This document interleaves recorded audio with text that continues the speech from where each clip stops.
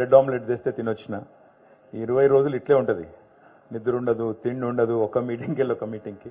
But thank you, అందరికీ కూడా హృదయపూర్వకంగా ధన్యవాదాలు. ఎందుకంటే సహజంగా బిజినెస్ మెన్ ఎవరైనా కూడా, బిజినెస్ మెన్ కానీ బిజినెస్ విమెన్ కానీ బాహాటంగా ఒక స్టాండ్ తీసుకుని ఫలానా వాళ్ళు గెలవాలి, ఫలానా వాళ్ళు తిరిగి రావాలి అని స్వతహాగా చెప్పరు.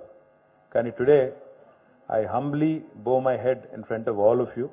నా శిరస్సు వంచి మీ అందరికీ ధన్యవాదాలు. ఎందుకంటే it takes a lot of guts to come out as a businessman and say that ఫలానా వారు గెలవాలి అని చెప్పడానికి చాలా ధైర్యం కావాలి. మాట్లాడిన ప్రతి ఒక్కరికి, విచ్చేసి సంఘీభావం తెలిపిన ప్రతి ఒక్కరికి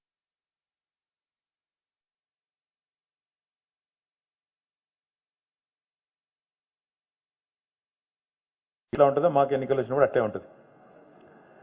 ఎట్లా ఉంటుందంటే పరీక్షలు వచ్చినప్పుడు మీకు తెలుసు, సరిగ్గా మొదలు ఇయర్ అంతా సరిగ్గా చదవకపోతే ఏం చేస్తాం, లాస్ట్ 1-2 డేస్ నైట్ అవుట్ చేసి చదువుతారు పిల్లలు. అంటే రాత్రి అంతా మేల్కొని కష్టపడి కింద మీద పడి చదువుతూ ఉంటారు. కరెక్ట్గా అక్కడ పోయిన తర్వాత మనం పత్రికల్లో క్వశ్చన్ పేపర్ చూడంగానే అప్పుడు నిద్ర వస్తుంటుంది. అట్లా ఆ టైప్లో ఉంటుంది అనమాట. కానీ అదృష్టవశాత్తు తెలంగాణ ప్రభుత్వం గత 9.5 ఏళ్లుగా పనిచేస్తూనే ఉంది, 9.5 ఏళ్లుగా ప్రిపేర్ అవుతూనే ఉంది. బాగా ప్రిపేర్డ్ ఉన్నాం కాబట్టి మాకే డౌట్ లేదు. మళ్ళీ ఇదే హాల్లో డిసెంబర్ 1st వీక్లో తప్పకుండా విజయోత్సవ సభ కూడా చేసుకుందాం. I'm very confident with all of your blessings and all of your support will come back strongly. నాకే అనుమానం కూడా లేదు. అట్ ద సేమ్ టైం, సరే ఇక్కడ మీరు కొద్దిగా లొల్లి పెట్టకపోతే నాకు మాట్లాడుతున్నాను. ఇక్కడ మీరు మా చెవుల్లో మాట్లాడితే ఎట్లా, జర పక్కకు వచ్చేయండి, పక్కకు వచ్చేయండి సార్. మీకు పక్కనుంటే వాళ్ళు లొల్లి పెడుతున్నారు, నాకేమీ నడతలేదు, నేను డిస్టర్బ్ అవుతున్నాను. మీరు వచ్చేయండి. 9.5 ఏళ్లు తెలంగాణలో ఏం జరిగింది, ఇవాళ నాకెందుకు ఓటేయాలి? ఇప్పుడు నాకు చల్లకొచ్చి ముంత దాచే అలవాటు లేదు.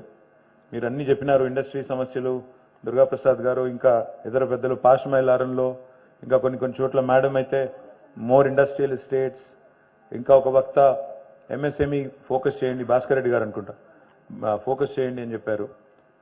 ఇవన్నీ కూడా నేను విన్నాను, నేనున్నాను, కానీ నేను ఉంటాను. కానీ ఇప్పుడు మాత్రం డిసెంబర్ 3 లోపల నేనేం చేయలేను. ఎందుకంటే ఐ మీన్ సస్పెండెడ్ యానిమేషన్. ఈ నిమిషానికి నేను అదేమంటారు, సుప్త చేతన అవస్థ అనేది అంటారు తెలుగులో, అందులో ఉన్నాను ప్రస్తుతం.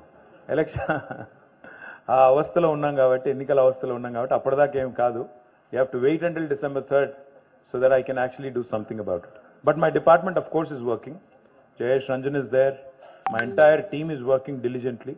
I'll certainly put in a word. I can tell them that I've received number of representations which need to be looked at, which need to be addressed, some ongoing issues that need to be started. ఒక మాట ఏం చెప్పారంటే, effluent treatment plant మీరు శంకుస్థాపన చేశారు, ఇంకా ప్రారంభం కాలేదన్నారు పాషమైలారంలో. అట్లాంటివన్నీ కూడా I assure you fully that I'll sort it out. I'm actually just a text away. Most of the times I just receive a text and I act on it. Next time you don't have to wait for a meeting to happen. All you can do is please send me a text message and I'm happy to follow up on that.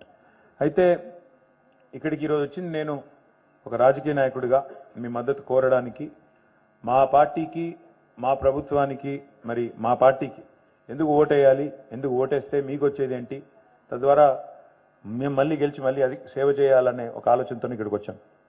I want to address 2-3 issues. ఒకటి, 9.5 ఏళ్లు ఇందాక sir చెప్పినట్టు నిజంగా చెప్పాలంటే 9.5 ఏళ్ల కిందగా చూడడానికి లేదు. Any non Telugu speakers here? काफी सारे लोग हैं क्या? तो बीच बीच में मैं हिंदी बोल लेता हूँ साहब, थोड़ा पूरा तेलुगु में थोड़ा मिक्स करके बोल लेता हूँ. हैदराबाद का हूँ तो बोल ले सकता हूँ. तो अगर आप पिछले 9.5 साल देखेंगे, कोई ना 9.5 సంవత్సరాలు చూస్తే నిజానికి we could not work the entire time, 9.5 years. Because, as a new state, obviously for the first 6 months, it took time to settle in. Kotta Rashtra. It was not a existing state and it was not like everything was handed on a platter. There are a lot of bifurcation issues, etc. Because ఒక అన్నదమ్ములు వేరుపడితే ఎట్లయితే కొద్దిగా time పడుతుందో settling ఇన్కి, అదే పద్ధతిలో మొదట 6 నెలలు మేము కూడా కొంచెం చిన్న చికాకులు, స్టేట్ ఫైనాన్సెస్ అర్థం చేసుకోవడానికి, ఏమేం చేయొచ్చు ఏమేం చేయలేము అవన్నీ అర్థం చేసుకోవడానికి మొదట 6 నెలలు పోయింది. అదే మాదిరిగా కోవిడ్ వచ్చిన తర్వాత ఇంకా మీకు తెలుసు, మొత్తం ప్రపంచం అంతా బాధితులమే, మీరు బాధితులే, మేము బాధితులమే, అందరం బాధితులమే. కాబట్టి 2 years కోవిడ్లో పోయింది. సో నికరంగా చూస్తే ఎన్ని రోజులు పనిచేసినామంటే మళ్ళీ last few months of course మళ్ళీ ఎలక్షన్ కాబట్టి నికరంగా చూస్తే నిజంగా కూడా 6 ఏళ్లే పనిచేసింది. ఎగ్జాక్ట్గా మాకు దొరికింది ఎంత అంటే 6 ఏళ్ళు. మరి 6 ఏళ్లలో తెలంగాణ ప్రభుత్వం కేసీఆర్ గారి నాయకత్వం ఏం చేసింది? For about 5-10 minutes I request you, మీరు పారిశ్రామికవేత్తలు, మీరు వివిధ పారిశ్రామిక వాడల ప్రతినిధులు అనేది మర్చిపోండి. కేవలం ఒక తెలంగాణ సిటిజన్గా, తెలంగాణ బిడ్డగా, తెలంగాణ సిటిజన్గా ఒక 10 నిమిషాలు ఆలోచించండి. సరిగ్గా 10 నిమిషాలు. నేను మిమ్మల్ని కోరేది ఏమంటే, ఒక తెలంగాణ బిడ్డగా, తెలంగాణ సిటిజన్గా ఆలోచించినప్పుడు, తెలంగాణ పౌరుడిగా ఆలోచించినప్పుడు మీకు స్పష్టంగా అర్థమయ్యేటి కొన్ని ఉంటాయి. ఈ ప్రభుత్వం వచ్చినాడు ఎన్ని అనుమానాలు ఉండేటి. ప్రభుత్వం వచ్చినాడు కేసీఆర్ గారి మీద, టీఆర్ఎస్ అనే పార్టీ మీద ఎన్నో అనుమానాలు, ఎన్నో అపోహలు.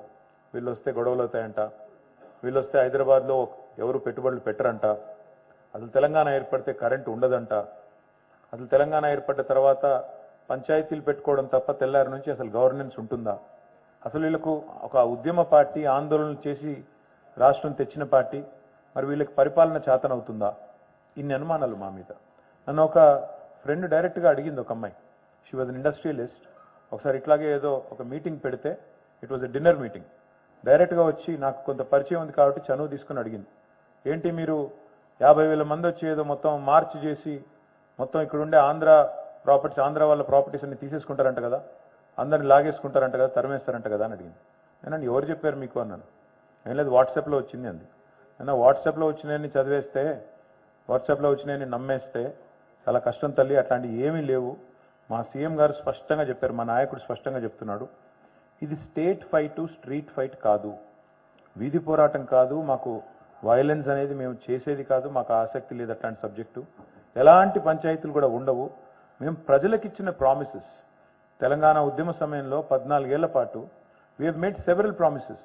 ఈ తెలంగాణ వస్తే ఈ లాభం జరుగుతుంది, ఆ లాభం జరుగుతుంది అంటూ చెప్పినవన్నీ వాటి అమలు కోసం పనిచేయడానికి మాకు ఒక రోజుల్లో 24 గంటలు ఉంటే కూడా సరిపోదు, మేము ఎక్కడ పెట్టుకుంటాం, కెలికి పంచాయతీలు పెట్టుకునే అవసరం మాకు లేదు అని చెప్తే కూడా చాలామంది నమ్మలేదు. 2014లో I held a meeting in Taj కృష్ణలో ఆ రోజు చాలా ఇండస్ట్రియల్ గ్రూప్స్ వచ్చినాయి, ఐటీ వాళ్ళు వచ్చారు, చాలా మంది మిగతా వాళ్ళు వచ్చారు. I told them that day, I said మీరు you have to wait for 1 year, Hyderabad will rock again, Hyderabad will do really well. మీరు పొరపాటున కూడా 1 ఎకరం భూమి ఉన్నా, అర ఎకరం ఉన్నా, 100 గజాలు ఉన్నా అమ్మకండి. ఎందుకంటే ఎవరెవరో చెప్తున్నారు భూముల విలువలు పడిపోతాయని, రంగారెడ్డిలో, హైదరాబాద్లో రకరకాల దుష్ప్రచారాలు చేస్తున్నారు, దయచేసి మీరు ఎవరు నమ్మకండి అని చెప్పాను. ఇన్ని అనుమానాల మధ్యన, ఇన్ని అపోహల మధ్యన మన ప్రయాణం ప్రారంభమైంది 2014 జూన్ 2 నాడు. కానీ with in a short span, 6 నుంచి 9 నెలల లోపలనే విజయవంతంగా, ఆనాడు మీకు గుర్తుండాలి, ఒక వేరే హోటల్లో ముఖ్యమంత్రి గారు వివిధ ఇండస్ట్రీ అసోసియేషన్స్తో దాదాపు 7 గంటల పాటు సమావేశం పెట్టారు. ఆల్ డిఫరెంట్ ఆర్గనైజేషన్స్ వచ్చి సీఎం గారు వరుసగా 7 hours కూర్చున్నారు. కూర్చున్న తర్వాత మాకందరికీ పిలిచి, ఆఫీసర్లందరినీ, మినిస్టర్స్ అందరినీ పిలిచి చెప్పారు, today I felt very sad as a chief minister, as a head of the state, felt very sad. నేను అడిగాను ఇండస్ట్రీ అసోసియేషన్స్ అన్నింటినీ, అందులో రిప్రజెంటేటివ్స్ని, what is the plight of timely clearances, time bound clearances ఇస్తున్నారా అని అడిగాను. సరైన ఆన్సర్ రాలేదు. ఎన్ని రోజుల్లో పర్మిషన్ వస్తుంది అంటే, దైవాధీనం, వాళ్ళ దయ మన ప్రాప్తం అన్నట్టు మాట్లాడారు. ఇండస్ట్రియల్ అలాట్మెంట్స్, ఇన్ఫ్రాస్ట్రక్చరు, వాటికి సంబంధించి పరిస్థితి ఏంటని అడిగితే సరైన సమాధానం, సంతృప్తికరమైన సమాధానం రాలేదు. పవర్ సిచ్యువేషన్ అయితే చెప్పాల్సిన అవసరం లేదు, చాలా పెథటిక్ ఉంది పవరు. 2 రోజులు పవర్ హాలిడేలు ఉంటే ఎట్లా, 3 రోజులు పవర్ హాలిడేలు ఉంటే ఎట్లా పరిశ్రమ నడుస్తుంది, ఎట్లా కార్మికులు వాళ్ళు 3 పూటలా తినే పరిస్థితి ఉంటుంది. ఎందుకంటే హ్యాండ్ టు మౌత్ బతుకుతారు, రెక్కాడితే కానీ డొక్కాడదు. కాబట్టి ఎట్లా బతుకుతారు? మోర్ దెన్ ద ఇండస్ట్రియలిస్ట్, వాళ్ళ మీద ఆధారపడ్డ వేలాది మంది కార్మికుల పరిస్థితి ఏంటి అని చాలా చాలా సీరియస్గా క్యాబినెట్లో మా అందరితో చర్చ పెట్టారు. ఫైనల్గా మాకు ఆ రోజు మాకు బాగా గుర్తున్న ఒక సన్నివేశం, జయేష్ రంజన్ గారు 2-3 సందర్భాల్లో చెప్పారు, మీకు కూడా గుర్తున్నారు. అందరి ముందు అడిగారు ఆ రోజు కేసీఆర్ గారు. అప్పుడు industry special chief secretary was Pradeep Chandra, అప్పుడు జయేష్ గారు కమిషనర్ ఆఫ్ ఇండస్ట్రీస్ ఉండేది. అందరి ముందు అడిగారు, ఈ సెడ్ ఈ టైమ్లీ క్లియరెన్సెస్ లేకపోవడం ఏంటి అని అడిగారు. అడిగితే వాళ్ళు లేదు సార్, టైమ్లీ ఉంది, సింగిల్ విండో ఉంది, అదే అని వాళ్ళు కూడా చెప్పారు. చెప్తే ముఖ్యమంత్రి గారు అడిగిన మాట నా మనసులోంచి ఇంకా పోవట్లేదు. అసలు why should the government give a permission అని అడిగారు. ఇండస్ట్రీ అసలు ఎందుకు అప్లై చేసుకోవాలి, మనం పర్మిషన్ ఎందుకు ఇవ్వాలి అది చెప్పండి మీరు అన్నారు. వాళ్ళు ఎదురు కూర్చున్న వాళ్ళు ఒక 10 నిమిషాలు బిత్తరపోయారు. ఎందుకంటే ఒక ముఖ్యమంత్రి సడన్గా ఇదివరకు 50 ఏళ్ళు లైసెన్స్ రాజులో లైసెన్స్లు ఇవ్వడానికి అలవాటు పడ్డ ఐఏఎస్ అధికారులను పట్టుకొని ఐవరీ టవర్లో కూర్చుని మీ దగ్గరకు వచ్చి అయ్యా మహాప్రభు మీ అందరికి దండం అని చెప్పి బతిలాడించుకునే అధికారులను పట్టుకొని స్ట్రైట్గా అడిగిన మాట, ఎందుకు ఇవ్వాలి అసలు పర్మిషన్, ఎందుకు ఇవ్వాలి government, why should the government be in the business of giving clearance at all అంటే అందరూ బుర్రలు కొక్కున్నారు, నెత్తికొక్కున్నారు, ఎందుకు ఇవ్వాలి నిజంగానే. ఫైనల్గా ఒక ఆయన ఏదో లాజికల్గా ఆన్సర్ చెప్పారు, సార్ ఏదైనా ప్రమాదం జరిగితే ఎట్లా, ఎవరు జవాబుదారి అని అడిగారు. అడిగితే దాని మీద ఆల్మోస్ట్ ఒక గంటన్నర చర్చ జరిగింది. చివరికి ఆ రోజు తీసుకున్న నిర్ణయం ఏంటంటే, let the industry avail self certification, స్వీయ ధృవీకరణ, సెల్ఫ్ సర్టిఫికేషన్ చేసుకొనివ్వండి. As long as I'm in compliance with the law of the land, I'm going to be a law abiding enterprise. If the industry can actually self certify and start construction, of course ఒక compliance కోసం regulatory purposes కోసం ఒక permission కూడా ఇవ్వండి, కానీ అది కూడా time bound ఇవ్వండి, 15 రోజులు ఇవ్వండి, ఇవ్వకపోతే 16 రోజు ఆటోమేటిక్ అప్రూవల్. అట్లా వచ్చింది ఇప్పుడు మీరు చెప్పిన TSI pass. It did not come about just like that. It came out after your interaction. It came out because the chief minister was determined to make a change. It came out because the chief minister was hell bent on making it easy for you to do business. వాస్తవం ఏంటి అంటే, తెలంగాణ బిడ్డగా ఆలోచించమని చెప్పింది ఏంటంటే, ఇవాళ power supply బాగైందా లేదా అంటే చిన్నపిల్లల్ని అడిగినా చెప్తారు. కానీ తమాషా ఏంటంటే, memory is a funny thing.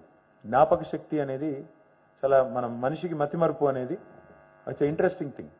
ఎట్లా అంటారా, అప్పుడప్పుడు మనకు అది మంచిది. ఎందుకంటే మన ఇంట్లో మన దగ్గర వాళ్ళు ఎవరో పెద్దవాళ్ళు ఎవరైనా చనిపోతే for us to move on in life, మర్చిపోలేకపోతే అదే జ్ఞాపకాల్లో బతికితే జీవితం ముందుకు పోదు. But at the same time చాలా విషయాలు మనం మర్చిపోతాం కొంత టైం అయిన తర్వాత. ఉదాహరణకి పవర్ క్రైసిస్ ఎంత తీవ్రంగా ఉండేదో హైదరాబాద్లో కానీ తెలంగాణలో కానీ మర్చిపోయాం కన్వీనియంట్గా. చాలా మంది they take it for granted. చాలా మంది గత అనుభవం లేని వాళ్ళు ఏమనుకుంటారంటే, ఏముంది ఇప్పుడు కొత్తగా కరెంట్ ఇచ్చేదేముంది, వస్తానే ఉంది కదా, వీళ్ళు ఇచ్చేది ఏంటి, ఇట్లా ఉంటుంది అనమాట థింకింగ్. మీకు ఉదాహరణకు చెప్తాను మీకు. నేను అక్కడక్కడ మేము 24/7 పవర్ సప్లై అని చెప్పినప్పుడు I keep getting messages in social media. నాకు మెసేజ్ చాలా మంది టాంట్ చేస్తూ పంపుతుంటారు. 10 నిమిషాలు కరెంటు పోగానే ఆవేశంగా, ఇదేనా నువ్వు చెప్పిన బంగారు తెలంగాణ, ఇదేనా నువ్వు చెప్పిన 24 గంటల కరెంటు, పోయి 10 నిమిషాలైంది పండుకోలేకపోతే ఏం చేస్తున్నావా అంటే నాకు అర్థం కాదు. ఓకే అంటే 10 ఏళ్ల కిందటనేమో 10 గంటలు కరెంటు పోతే అడిగినోడు లేడు, పట్టించుకున్నోడు లేడు మీరు అడిగినా. ఇవాళ 10 నిమిషాలు పోతే తిడుతున్నారు అంటే ఎంత బాగా అలవాటు పడ్డారు. ఆ అలవాటులోంచి 10 నిమిషాలు పోతే కూడా బర్దాస్త్ చేయలేని పరిస్థితి వచ్చిందంటే అప్పుడప్పుడు సంతోషం అవుతుంది, దుఃఖం కూడా అవుతుంది. సంతోషం ఎందుకంటే at least the quality of power is improved, it's an indirect compliment. But దుఃఖం ఎక్కడ అవుతుందంటే గతం అంత వేగంగా మర్చిపోతే ఎట్లా, how can you take it for granted. ఇప్పుడు నిన్నగాక మొన్న కర్ణాటక డిప్యూటీ చీఫ్ మినిస్టర్ వచ్చి ఆయన ఏం చెప్పారు, పాపం ఆయన వీళ్ళు తీసుకొచ్చిన వాళ్ళు పాపం సరిగా ఆలోచన చేయలేదు, స్క్రిప్ట్ ఇవ్వలేదు. వచ్చి ఆయన ఏం చేసిండు, మా నెత్తి మీద పాలు పోసిపోయిండు. వికారాబాద్ జిల్లాకు వచ్చిండు, రైతుల మీటింగ్, అక్కడ రైతులందరూ వస్తే వాళ్ళందరికీ చెప్తున్నాడు ఆయన, 5 గంటల కరెంట్ ఇస్తున్నాం కర్ణాటకలో అంటున్నాడు. కింద వీళ్ళందరూ బుర్రలు కొట్టుకుంటున్నారు. ఈయన ఎవడరా బాబు, ఇక్కడ 24 గంటల కరెంట్ ఇచ్చి రాష్ట్రానికి వచ్చి 5 గంటల కరెంట్ ఇస్తున్నా అని చెప్తున్నాడు, as if it's a big deal అని చెప్పి వీళ్ళు నవ్వుతున్నారు కింద. ఆయనకు అర్థం కావట్లేదు, బాగా మాట్లాడావు అని చెప్పి ఇంకా మళ్ళీ పంపించారు. మళ్ళీ రానిట్లేదు ఆయన ఇక్కడికి, ఇంకా మళ్ళీ వస్తే కొంప ముస్తాడు, అక్కడి నుంచి అక్కడే పంపించేసినారు. పాయింట్ ఏంటంటే, ఇవాళ నేను ఇందాక ఇప్పుడు ఇండియా టుడేలో ఒక షోకి పోయి వచ్చిన, వాళ్ళని అదే అడిగాను నేను. ఇప్పుడు I'm not a fool to think I'm going to be in power forever. Nobody is here for ever, we know that. మనం భూమి మీదకి వచ్చిందే ఎక్స్పైరీ డేట్తో వస్తాం. ఎప్పుడో అందరం పోవాల్సిందే. కాకపోతే మనం ఏదో పర్మనెంట్గా బతుకుతాం అన్నంత పోజులు కొడుతూ బతుకుతాం, కానీ ఎవరం బతుకం. Nobody is here for ever. కాకపోతే రోజు బతికే స్టైల్ ఎట్లుంటుందంటే, శాశ్వతం మనం ఇక్కడ దానికి పనికి మాలిన పంచాయతీలు పెట్టుకొని, ఈగో ప్రాబ్లంలు పెట్టుకొని, కొన్నిసార్లు మాటలు పనిచేసి దోస్తులతోని చుట్టాలతోని ఆ టైప్లో బతికేస్తుంటాం ఏదో పర్మనెంట్గా వచ్చినట్టు. వాస్తవం ఏంటి, nobody is here for ever కొన్ని రోజులకి. అందులో అధికారం ఇంకా షార్ట్. ఎవ్వరు కూడా అధికారంలో పర్మనెంట్గా ఉండరు. పెద్ద వాళ్ళే పోయారు ఈ దేశంలో. ఇందిరాగాంధీ ఓడిపోయింది, ఎన్టీ రామారావు ఓడిపోయారు. మేము అంతకంటే పెద్దవాళ్ళం అయితే కాదు. బట్ పోవాలి, నాకు తెలుసు ఎప్పుడు దిగాలి. డెఫినెట్గా ఎప్పుడో ఒకప్పుడు అందరం దిగాల్సిందే. ఇందులో కూర్చున్న తర్వాత కుర్చీలో అందుకొని అక్కడ కూర్చోడానికి అది ఫెవికాల్ లేదు, ఫెవిక్విక్ లేదు. కాబట్టి 5 ఏళ్లకు ఒకసారి మాకు పరీక్ష వస్తుంది. ఆ పరీక్ష పాస్ కావాలి, రెన్యువల్ కావాలి. when should people think of an alternative? ఎప్పుడు ఏ సందర్భంలో? మాకంటే మెరుగైన పరిపాలనా నమూనా ఎవరైనా ఆవిష్కరించినా లేదా ఈ దేశంలో ఇంకో రాష్ట్రంలోనో వాళ్ళు if they have done better they should bring that example here. చూసారా వీళ్ళకంటే బెటర్ చేశాము కాబట్టి మాకు అవకాశం ఇవ్వండి అని చెప్పాలి. లేదా దే షుడ్ అట్లీస్ట్ సే వీళ్ళు ఫలానా రంగంలో ఫెయిల్ అయ్యారు కాబట్టి మాకు అవకాశం ఇవ్వండి అని చెప్పాలి. ఈరోజు ఏం జరుగుతోంది తెలంగాణలో? Let me quickly encapsulate what has happened in the last 9.5 years. Happy to share with you, 1,14,000 rupees was Telangana's per capita income. తలసరి ఆదాయం తెలంగాణది 1,14,000 రూపాయలు 2014లో.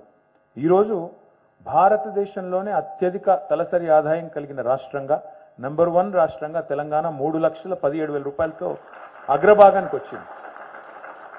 ఇదేదో ఈజీగా అయిపోయే పని, దీనిలో ఏముంది అని ఎవరైనా అంటే, అది ఎవరున్నా అయ్యేది కదా అని ఎవరైనా అనుకుంటే, మరి ఎవరున్నా అయ్యేది ఉంటే ఇదివరకు కూడా కావాలి కదా. ఇప్పుడు పవర్ ప్రాబ్లం సాల్వ్ చేయడం అంత ఈజీ అవుతే ఎలక్ట్రిసిటీ క్రైసిస్ని నివారించడం అంత చాలా ఈజీ, చాలా అయిపోయేది, ఆటోమేటిక్గా అయిపోయింది, చూమంతరంటే అయిపోయింది అంటే మరి 65 ఏళ్ళు ఎందుకు కాలేదు? ఆ ప్రాబ్లం ఎందుకు సాల్వ్ కాలేదు? Why did it remain a challenge? Drinking water హైదరాబాద్లో కొన్ని ప్రాంతాల్లో 14 రోజులకు ఒకసారి నీళ్ళు వచ్చే పరిస్థితి. 14 రోజులకు ఒకసారి. కుత్బుల్లాపూర్ ఆ ప్రాంతంలో, నిజాంపేట ఆ ప్రాంతంలో 14 డేస్కి ఒకసారి వచ్చేది. ఇవాళ కనీసం ఆల్టర్నేట్ డే వస్తుంది. ఆల్టర్నేట్ డే కనీసం 1.5 hour వస్తుంది. కానీ మా డ్రీము, మా ఆశయం అది కాదు, మీకు ఆల్టర్నేట్ డే నీళ్లు తాగించడం కాదు. నేను చాలాసార్లు చెప్తా ఉంటాను, మీరు చూసింది ట్రైలర్ మాత్రమే, ఇంకా సినిమా ముందుందని చెప్తా ఉంటాను నేను. ఈ 9.5 years మీరు చూసింది కొంతే, ఇంకా ఆలోచన చాలా పెద్దది మాది. మేము ఊహించే హైదరాబాద్, మేము ఊహించే తెలంగాణ ఎట్లాంటిది అంటే, కేసీఆర్ గారు చెప్పే తెలంగాణ ఎట్లాంటిది అంటే, ఆల్టర్నేట్ డే వాటర్ సప్లై ఉండే తెలంగాణ కాదు, 24 గంటలు నీళ్ళు ఇచ్చే రోజు నేను మీకు తప్పకుండా పరిచయం చేస్తాను, మీరు చూస్తారు. I promise you this. It is a dream of mind, a personal dream of mind. ఎందుకంటే నాకు కొన్ని అనుభవాలు అట్లా ఉన్నాయి. నేను దావోస్కి వెళ్ళినప్పుడు మొట్టమొదటిసారి ఆ జ్యూరిక్లో హోటల్లో దించారు. జనరల్గా హోటల్కి పోగానే ఏం చేస్తాం మనం? ఫ్రెష్ అయ్యి ఆడ వాటర్ బాటిల్ ఏడుందని ఎత్తుకుంటాం. ఆడ వాటర్ బాటిల్ దొరకలేదు. ఇదేం బాధరా, వీడు ఇది కూడా అమ్ముతున్నాడా ఏందని చెప్పి ఫ్రిడ్జ్లో చూసిన. ఫ్రిడ్జ్లో ఆల్కహాల్ ఉంది తప్ప వాటర్ లేదు. ఇది ఎక్కడ బాధ అని చెప్పి, నీళ్లు దొరకలేవు, ఏం చేయాలని చెప్పి అటు ఇటు చూసి వాడికి ఫోన్ చేసిన. అయ్యా మరి వాటర్ బాటిల్ లేదు, ఇదేంద్రా మీరు వాటర్ బాటిల్ పెట్టకపోతే ఎట్లా అంటే, ఏమన్నాడు తెలుసా? Sir please go to your bathroom, అక్కడ గ్లాస్ ఉంది, ట్యాప్ వాటర్ నీళ్ళు తాగమన్నాడు. నేను బాత్రూమ్ నీళ్ళు తాగడం ఏంటి దరిద్రం కానీ. పోయిన లోపలికి పోయి చూస్తే అక్కడ ఒక చిన్న కార్డు పెట్టింది. తర్వాత ట్వీట్ కూడా చేశాను ఆ రోజు. దాని పేరు జ్యూరీ వాటర్. జ్యూరీ వాటర్ అంటే ఇది మా జ్యూరిక్లోని స్ప్రింగ్ వాటర్. ఇది ఇక్కడ ఉండే నీళ్ళని సాఫ్ చేసి మీకు ఏదైతే మీరు బాత్రూంలో స్నానం చేయడానికి వాడుకునే నీళ్ళునే దీన్నే తాగొచ్చు, అంత శుద్ధమైన వాటర్ ఇస్తున్నాం మీకు, this is portable drinking water అని చెప్పింది. ఆ రోజు అనిపించింది నాకు, అంటే మనకు వాళ్ళకి తేడా ఏంటి, ఎక్కడున్నారు వాళ్ళు, ఎక్కడ మిగిలిపోయాం మనము అని ఆలోచిస్తే, tomorrow the Telangana that I would like to see, the Hyderabad I would like to see is the one where our children should feel safe and confident drinking that tap water, and that tap should be functional and it should be up and running 24/7. I'm not saying 2 ఏళ్లలో అయిపోద్ది 3 ఏళ్ళు అయిపోద్ది నేను cinema చూపెట్టను.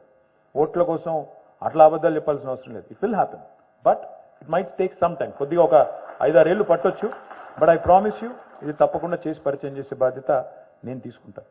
అదే మాదిరిగా drinking water బాగైంది, current బాగైంది. ఇవాళ తెలంగాణలో మీరు చూస్తే ఇండస్ట్రీ ప్రాస్పర్ అయ్యిందా లేదా, భూముల ధరలు పెరిగాయా లేదా నాకు మీరు చెప్పాల్సిన అవసరం లేదు, మీకే తెలుసు. 2014లో భూముల ధరలు ఏంటి, ఇవ్వాలేంటి? ఇండస్ట్రీ ఢమాలన్నారు, భూముల ధరలు ఢమాలన్నారు, మొత్తం అన్ని పోతాయన్నారు, ఇండస్ట్రీ ఎత్తిపోతుందన్నారు. Today I'm proud to share with you, even in October when I was already one leg into elections, I was working on bringing a Karnataka company here. Karnataka నుంచి కేన్స్ అనే ఒక కంపెనీ, మైసూర్ బేస్డ్ కంపెనీ, వాళ్ళని కర్ణాటక ప్రభుత్వం వాళ్ళకి ఒక హామీ ఇచ్చింది. కొత్త ప్రభుత్వం, కాంగ్రెస్ ప్రభుత్వం వచ్చిన తర్వాత హామీ ఇచ్చింది, 4 వారాల్లో ల్యాండ్ అలాట్ చేస్తామని చెప్పారు. It's 3,000 crore investment. They are into OSAT and packaging, electronics మ్యానుఫ్యాక్చరింగ్లో ఉన్నారు వాళ్ళు. ఇట్స్ 12,000 crore మార్కెట్ క్యాప్ ఉన్న కంపెనీ, అది పెద్ద company, Mysore based company. It's run by gentlemen called Ramesh and his wife Saritha Ramesh. వాళ్ళు 4 వారాల్లో ఇస్తామని చెప్పి 4 వారాల్లో ఇవ్వలేదు ల్యాండ్. అప్పటికే 6 వారాలు దాటింది. నాకు తెలిసింది, తెలంగాణ మా టీం చెప్పాను, అరే ఇదేదో ఉంది కేన్స్ అనే కంపెనీ, చాలా ఇంట్రెస్టింగ్ కంపెనీ ఉంది, why don't we reach out, why don't we talk to them. మా వాళ్ళు వెళ్ళారు, సైలెంట్గా మాట్లాడి నా దగ్గర తీసుకొచ్చారు. తీసుకొచ్చిన తర్వాత ఆయనని నేను ఐ థింక్ సెప్టెంబర్ ఎండ్లో కలిస్తే ఆయన అన్నారు, సార్ నేను మైసూరులో ఉండాలి రేపు, మళ్ళీ ఇప్పుడే గవర్నమెంట్ వచ్చిందాడా, మరి ఇప్పుడే వచ్చి మళ్ళీ నేను అక్కడ నుంచి వాళ్ళతో ఒక ఎంఓయూ చేసుకున్నాను. సరే, వాళ్ళు ఎంఓయూ వాళ్ళు ఫుల్ఫిల్ చేయలేదు, వచ్చిన ఆబ్లిగేషన్ వాళ్ళు ఫుల్ఫిల్ చేయలేదు, నేను క్యాన్సిల్ చేసుకోవచ్చు, కానీ అక్కడ కూడా వ్యాపారం చేయాలి కదా. కాబట్టి ఒక మాట వాళ్ళకి చెప్పిన తర్వాత మీరు అనౌన్స్ ఎదురు పోయి చెప్పొస్తాను మర్యాదకి అంటే, నేను అన్నాను, మరి మీరు పోతే మళ్ళీ వాళ్ళు పట్టేసుకుంటారు సార్, పట్టేసుకొని లేదు లేదు నేనే ఇస్తాను, ఎక్కడ పోవద్దని చెప్పి మీకు మళ్ళీ ఫెన్స్ వేసేస్తారు, వద్దు సార్ అన్న. అంటే ఈసారి లేదండి, నాకు ఆ ధైర్యం ఉంది, నేను వెళ్ళి మాట్లాడతానని చెప్పి అక్కడికి వెళ్ళి మంత్రి గారితో మాట్లాడాడు. మంత్రి గారు అన్నారంట ఆయనతో, అట్లెట్లా పోతారు మీరు, తెలంగాణకి ఎట్లా పోతారు, పోకూడదు కదా అంటే, మరి సరే మీరు ల్యాండ్ ఇవ్వండి, ఇప్పటికైనా ఒక 10 days టైం ఇస్తాను, ల్యాండ్ ఇవ్వండి, నేను పోను అని చెప్పాడు. 15 రోజులు అయింది, ల్యాండ్ రాలేదు. నాకు ఫోన్ చేశారు, సార్ నేను ఇంకా రెడీ ఉన్నాను, వస్తాను, అనౌన్స్ చేస్తానని. వచ్చి ఇక్కడ అనౌన్స్ చేస్తే అక్టోబర్ 3, 4 అనౌన్స్ చేసినట్టున్నాము. ఎందుకంటే మాకు తెలుసు అప్పటికే కోడ్ ఏదో వస్తుందని తెలుసు, కాబట్టి ఒక 2 రోజుల ముందు అనౌన్స్ చేశాము. చేసి ఆయనకు ఆ రోజు నేను ఇచ్చిన మాట, 10 daysలో మీకు ల్యాండ్ ఇస్తాను అంటే ఎక్కడ కావాలని అడిగాను. ఫాక్స్కాన్ ఎదురుగా కొంగరకాలంలో అక్కడే కావాలన్నాడు ఆయన. ఫాక్స్కాన్ కడుతున్నారు, నాకు అక్కడనే కావాలన్నాడు. మా ఎండీని అడిగితే నరసింహారెడ్డిని, అందులో పంచాయతీలు ఉన్నాయి సార్, అందులో 5-6 రైతులు కొట్లాడుతున్నారు, మా భూమి అంటాడు. ఇట్లా లాభం లేదు, ఆయన వచ్చేదే 6 వారాలు, అక్కడ ఇయ్యట్లేదని ఇక్కడికి వస్తున్నాడు, మళ్ళీ నువ్వు కూడా అదే పని చేస్తే ఇక్కడ నుంచి కూడా పోయి ఇంకొకడికి పోతాడు. 10 రోజుల్లో ల్యాండ్ ఇవ్వాలి, ఏం చేస్తావో చెయ్యి నాకు తెలియదు, 10 రోజుల్లో ఇచ్చి తీరాలి అంటే 10th day ల్యాండ్ ఇచ్చాము. 24th October రోజు they broke ground while I was in election. ఇక్కడ నేను ఎలక్షన్ కొట్లాడుతున్నా, ఆ భూమి పూజ కూడా నేను పోలేదు, ఎందుకంటే మోడల్ కోడ్ ఆఫ్ కాండక్ట్ ఉంది కాబట్టి పోలేదు. కానీ 24 October నాడు కూడా మేము ఇక్కడ ఒకవైపు ఎలక్షన్లో మళ్ళీ గెలవాలి, ఏమేం చేయాలో ఇవన్నీ చేస్తూనే, ప్రచారం చేసుకుంటూనే, అక్కడ కూడా మానిటర్ చేస్తూ, ఇంకా కూడా ఇండస్ట్రియల్ డిపార్ట్మెంట్ని కానీ యాక్టివిటీని కానీ ఎక్కడ కూడా టెంపో పడకుండా ఆ పని కూడా చేస్తా ఉన్నాం. అంటే the point I'm trying to make is, ఇవాళ ఇతర రాష్ట్రాల నుంచి కూడా ఇక్కడికి వచ్చి, కేరళ నుంచి, కర్ణాటక నుంచి, మహారాష్ట్ర నుంచి, గుజరాత్ నుంచి ఒక వెల్స్పన్ ఇవన్నీ వస్తున్నాయంటే ఒకే ఒక్క కారణం, stable government and able leadership. Stable government ఉండాలి, ఏబుల్ లీడర్షిప్ ఉండాలి, రెండు ముఖ్యం. ఎందుకంటే స్టెబిలిటీ లేదనుకోండి, వాళ్ళ మహారాష్ట్రలో ఏమవుతుంది, ఎవరు ఎప్పుడు ముఖ్యమంత్రో, ఎవరు ఎప్పుడు ఉప ముఖ్యమంత్రి అర్థం కావట్లేదు అక్కడ. ఇప్పుడు కర్ణాటకలో ఏ కుర్చీలో ఎవరు ఉంటారో, ఏ కుర్చీ ఎవరు లాగుతారో అర్థం కావట్లేదు. ఆయన ఆల్రెడీ ఒక ఆయన కన్నేస్తున్నాడు, దస్తీ వేస్తున్నాడు, ఇంకొక ఆయన ఆల్రెడీ రిసార్ట్ రాజకీయం మొదలుపెట్టాడు. బస్సులు పెట్టడం, రిసార్ట్ల చుట్టూ ఎమ్మెల్యేలు తిప్పడం, వాళ్ళకి బాగానే ఉంటుంది, ఇక్కడ వేరే వాళ్ళకి ఇబ్బంది అవుతుంటుంది. స్టెబిలిటీ అనేది లేకపోతే గవర్నమెంట్కి, ఆ కప్పల తక్కేట్లాగా ఒకరు పైకి పోతుంటే ఇంకొకరు లాగుతుంటే, మనం అన్ని చూసాం ఇదివరకు. ఇదే రాష్ట్రంలో ఒకటే టర్మ్లో ముగ్గురు ముఖ్యమంత్రులు మారితే ఎట్లా అవుతుందండి పని? మళ్ళీ రెడ్ వచ్చే మొదలాడని సామెతుంది, మీకు తెలుసు అది. అంటే మొదటికెళ్ళి మళ్ళీ మొదలవుతుంది, కొత్త ఆయన రాగానే, కొత్త కృష్ణుడు రాగానే ఇంకొకటి మొదలవుతుంది. అట్లా మళ్ళీ అనవసరంగా స్టెబిలిటీ అనేది లేకపోతే మాత్రం దెబ్బ డెఫినెట్గా తినేది అందరికంటే ముందు పారిశ్రామిక రంగం, డెఫినెట్గా అందరికంటే ముందు దెబ్బ తినేది మన రాష్ట్రం. ఓవరాల్గా రాష్ట్ర అభివృద్ధి కూడా కుంటుపడుతుంది. రెండవది ఏబుల్ లీడర్షిప్. ఏంటి ఏబుల్ లీడర్షిప్ అంటే, ఇప్పుడు మా ప్రభుత్వంలో కేసీఆర్ గారు మీతో 7 గంటలు కూర్చున్న తర్వాత మీలాగానే రియల్ ఎస్టేట్ వాళ్ళతో కూడా ఒక 5-6 గంటలు కూర్చున్నారు. ఒక్కటే రోజు కూర్చున్న తర్వాత అదే సాయంత్రం, ఇక్కడ కొంతమంది రియల్ ఎస్టేట్లో ఉన్న వాళ్ళు కూడా ఉండొచ్చు, ఒక్కటే రోజు 6 జీవోలు ఇచ్చారు. ఒక్కటే రోజు, విత్ ఇన్ నో టైం. ఎందుకంటే ఆయన డిసిషన్ తీసుకున్నారు, క్యాబినెట్కి చెప్పారు, వెంటనే గవర్నమెంట్ ఆర్డర్స్ వర్ ఇష్యూడ్. అదే రేపటి రోజున వేరే వాళ్ళు ఎవరైనా వస్తే, వాళ్ళు ఏదైనా నిర్ణయం తీసుకోవాలి అంటే వాళ్ళకి ఆ స్వాతంత్రం ఉంటుందా? ఢిల్లీని కన్సల్ట్ చేయకుండా, ఢిల్లీలో ఉండే పెద్దలకు చెప్పకుండా, ఢిల్లీ పర్మిషన్ తీసుకోకుండా, ఢిల్లీ అప్రూవల్ తీసుకోకుండా పనులు జరుగుతాయా? ఢిల్లీ వెళ్ళాలి, ఎక్కే విమానం, దిగే విమానం అన్నట్టు అక్కడ పోవాలి, అడగాలి, వాళ్ళు నొప్పించాలి, మెప్పించాలి, వాళ్ళకి ఇవ్వాల్సిన యామ్యామ్యా ఇయ్యాలి, ఇయ్యకపోతే పనులు కావు. ఇవాళ తెలంగాణ ప్రభుత్వం వచ్చిన తర్వాత మీరందరూ నాకు చెప్పాల్సిన పని లేదు, మీరు ఇంకొకటి చెప్పాల్సిన పని లేదు. ఇవాళ corruption in clearances, corruption in any kind of approvals తగ్గిందా లేదా? దయచేసి మీరే మీ గుండె మీద చేసుకొని ఆలోచించుకోండి. ఎందుకంటే ఈ ప్రభుత్వం వచ్చిన తర్వాత వీ హవ్ మేడ్, ఇప్పుడే అన్నారు ఒక మాట, ఇందాక మాట్లాడిన ఒక వక్త, ఇదే గవర్నమెంట్ లేకముందు ఇదే ఆఫీసర్లు ఉండేది, కేసీఆర్ గారు లేకముందు సేమ్ అప్రూవల్స్కి, సేమ్ ప్రాసెసెస్కి టైం పట్టేది. మరి కేసీఆర్ వచ్చిన తర్వాత పని చేయించడం ఎట్లాగో తెలుసు కాబట్టి వ్యవస్థతో పని వేగంగా అవుతుందని చెప్పారు. All of these are in your practice. మీ అనుభవంలో, మీ ఎక్స్పీరియన్స్లో ఇవన్నీ ఈరోజు ఉన్నాయి. నేను మీ అందరితోని ప్రార్థించేది, కోరేది ఒకటే, స్టేబుల్ గవర్నమెంట్, ఏబుల్ లీడర్షిప్ అనేది ఒక మన కోసమే కాదు, రాష్ట్రానికి అవసరం. ఇవాళ మీరు రాష్ట్రంలో ఉండే ఇతర పార్టీలు వాళ్ళ నాయకత్వాలు వాళ్ళ పెడబొబ్బలు గావు కేకలు ఢిల్లీ నుంచి గుజరాత్ నుంచి వచ్చి మా మీద చేస్తున్న ఆరోపణలు ఇవన్నీ చూస్తా ఉన్నాను. వాటి విషయంలో కూడా నేను మీకు కొంత స్పష్టత ఇవ్వాల్సిన అవసరం ఉందని నేను అనుకుంటా ఉన్నాను. ఏముంది, what are the charges on us today? ఏమంటున్నారు వచ్చి మమ్మల్ని? 2-3 విషయాలు రిపీటెడ్గా చెప్తారు. రాష్ట్రాన్ని అప్పుల పాలు చేశాడు కేసీఆర్ అని ఒక ఆయన అంటాడు. ఇవి వచ్చి ఒకటే అబద్ధాన్ని మళ్ళీ 10 సార్లు చెప్తే అది నిజమైపోతుంది అన్నట్టు చెప్పిందే చెప్పి చెప్పి చెప్పి చెప్పి they are trying to confuse people and they are trying to make people think ఇదేదో అప్పుల పాలు చేసి అప్పుల ఊబిలో నెట్టేశారు కేసీఆర్ గారు, మళ్ళీ దివాలా తీస్తుంది రాష్ట్రం, ఎవడు కడతాడు అని మాట్లాడుతుంటారు కొంతమంది, మీరు చూస్తూ ఉన్నారు. I will only ask you to understand one simple thing. ఇప్పుడు మా జనరేషన్లో, మాకంటే ముందు జనరేషన్లో, మా పేరెంట్ జనరేషన్లో థింకింగ్ ఎట్లా ఉండేదండి? ఒక ప్రభుత్వ ఉద్యోగమో ప్రైవేట్ ఉద్యోగమో సంపాదిస్తే రిటైర్ అయ్యే నాటికి 58 ఏళ్లకో 59 ఏళ్లకో రిటైర్ అయ్యే నాటికి నాకంటూ ఒక ఇల్లు ఉండాలి, ఆ ఇల్లు కట్టుకోవాలి, ఒక ప్లాట్ కొనుక్కోవాలి, సేవింగ్స్ ఉండాలి, చేసుకొని ఒక్కొక్కటిగా మొత్తం ఇల్లు మొత్తం కట్టుకొని రిటైర్ అయిన రోజు ఆ ఇంట్లోకి పోవాలి, గృహప్రవేశం చేయాలి. అదే మాదిరిగా రిటైర్ అయిన రోజు నాకంటూ ఒక కారు ఉండాలి, నాకంటూ ఒక వెహికల్ ఉండాలి, ఈజీగా పెన్షనో గిన్షనో వస్తే నేను బతికేస్తా. ఇది ఆ రోజు థింకింగ్. మరి ఈ రోజు ఎట్లా ఉందండి? ఈరోజు మీ అమ్మాయికో అబ్బాయికో ఒక ఐటీ ఉద్యోగమో లేకపోతే మీ ఇండస్ట్రీలో పనిచేయడానికి వచ్చినారనుకోండి, ఆర్ కొత్తగా పెళ్ళైంది అనుకోండి, what is the first thing they are doing? ఒక కారు కొంటారు. రెండో పని ఏం చేస్తారు? ఒక ఫ్లాట్ కొంటారు, ఇల్లు కొంటారు. మనమేమో ఆ తరంలో రిటైర్మెంట్ నాడు ఇల్లు గురించి ఆలోచిస్తే, మరి ఈ తరంలో జాబ్ ఎక్కిన మొదటి నెల ఇల్లు కొనడం, కారు కొనడం ఆలోచిస్తున్నారు. తేడా ఏంటి అంటే ఆ కన్జర్వేటివ్ మైండ్ సెట్ ఏదైతే ఉండేదో ఆనాడు, అప్పు చేయడం తప్పు, అప్పు చేసి ఇల్లు కొనడం తప్పు అనే థింకింగ్ ప్రజల్లో ఉండేది, సమాజంలో ఉండేది. ఇన్స్టిట్యూషన్స్ కూడా ఆనాడు లోన్స్ ఇచ్చేది కాదు, అంత నమ్మి ఇచ్చేది కాదు. అబ్బో ఇవ్వాలంటేనే, లోన్ ఇవ్వాలంటేనే పెద్ద కథ. అట్లాంటిది ఈ రోజు ఎట్లా ఉంది? మీరు వద్దన్న ఫోన్లు చేసి లోన్లు ఇస్తామంటున్నారు. మీరు వద్దన్న ఫోన్ చేసి పర్సనల్ లోన్ ఇస్తాం, ఈ లోన్ ఇస్తాం, ఆ లోన్ ఇస్తాం. ఎందుకు చెప్తున్నా ఇదంతా అంటే, ఇవాళ కేసీఆర్ గారి ప్రభుత్వం ఇప్పుడు పవర్ క్రైసిస్ నివారించింది, పవర్ని బాగా సమృద్ధిగా ఇస్తోంది, మీకు తెలుసు. ఎట్లా నివారించారు కేసీఆర్ గారు? ఊరికిన అయిపోయిందా? 7,000 మెగావాట్స్ నుంచి 24,000 మెగావాట్స్కి ఇన్స్టాల్డ్ కెపాసిటీ పెంచాలి. మరి ఏం చేయాలి? ఊరికైనా కాదు కదా, చూమంతారంటే కాదు కదా. We have taken a loan from power finance corporation, we have taken a loan from REC, తీసుకుని we have started large number of power projects. అల్టిమేట్గా ఏమవుతుంది దీనివల్ల? It's a productive investment, it's not a debt. It's a productive investment in a productive sector which is going to pay off. ఒక రూపాయి పెట్టుబడి పెడితే ఇంకో రూపాయి సంపాదించవచ్చు అనే కదా మీరందరూ కూడా అప్పు చేసేది, మీరందరూ కూడా బ్యాంకుల దగ్గర, ఫైనాన్షియల్ ఇన్స్టిట్యూషన్ల దగ్గర అప్పు తీసుకునేది. అప్పు తీసుకొచ్చి ఒకవేళ నేను మొత్తం పంచిపెట్టాను అనుకోండి, అది తప్పు. అప్పుడు మీరు తప్పు పట్టొచ్చు, అప్పుల పాలు చేశారని మాట్లాడచ్చు. అప్పు తీసుకొచ్చి మేము పెట్టింది ఎక్కడెక్కడ? పవర్ సెక్టర్లో, ఇంటింటికి నీళ్ళు ఇచ్చే డ్రింకింగ్ వాటర్లో. అది కూడా దానివల్ల కూడా హెల్త్ బర్డెన్ తగ్గుతుంది కదా. Because 80% of the diseases are water borne diseases. దానివల్ల కూడా హెల్త్ ఎక్స్పెండిచర్ తగ్గుతుంది, స్టేట్ ఎక్స్చెకర్కి ఆ భారం తగ్గుతుంది. మూడవది ఇరిగేషన్ ప్రాజెక్టులు, నాలుగవది హెల్త్ ఇన్ఫ్రాస్ట్రక్చర్, ఐదవది ఎడ్యుకేషన్ ఇన్ఫ్రాస్ట్రక్చర్.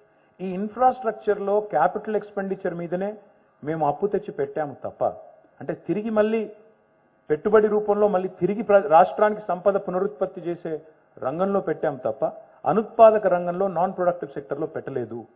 దయచేసి అది అర్థం చేసుకోవాలి. ఇంకొక మాట, today our debt GSDP ratio, because debt is eventually linked to the growth, our debt GSDP ratio is among the bottom 5 states in India.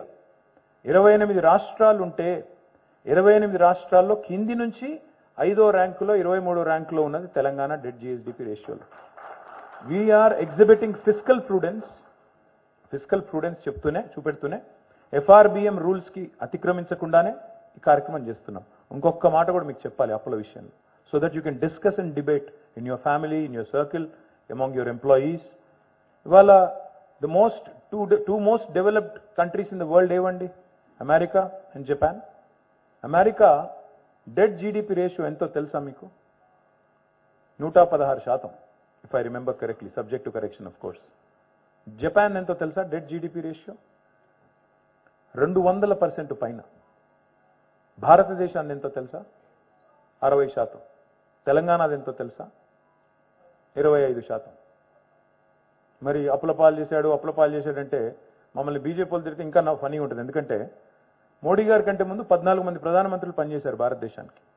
అందరూ కలిసి సమిష్టిగా చేసిన అప్పు మోడీ గారి కంటే ముందు 14 మంది ప్రధానమంత్రులు The total debt of the country, national debt, was 56 lakh crore.